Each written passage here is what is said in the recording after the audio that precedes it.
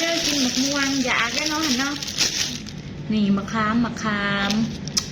จะเบิ่งแจวข่อยเด้อจะเบิ่งอยู่เด้อนี่ตำเองนี่เบิ่งสิกินบาทนึงกินโซ่ก่อนมาเด้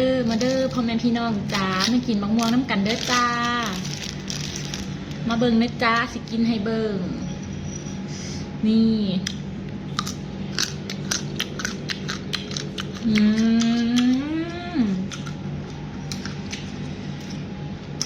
บ่เปรี้ยวเลยจ้าเปรี้ยวเลยจ้า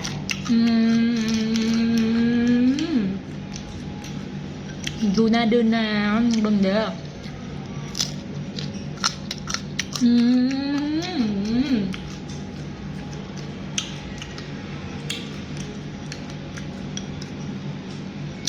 อยากเนาะบ่ให้กินดอกพวกเว้าพื้น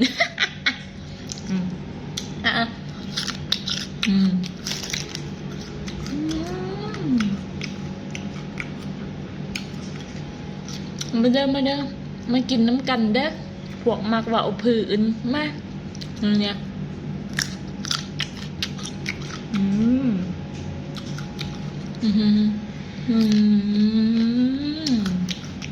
เฮ้ยอันนั้นนี่ค้ามผมไม่แข่งจริงว่ะใช่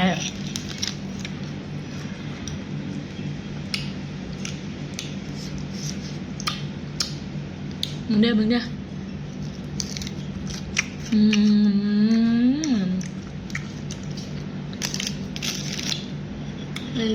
่องอยู่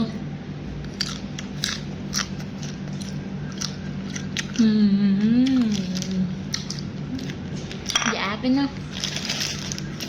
นาะบ่ให้กินดาวอยากไปซื้อเอาเด้อ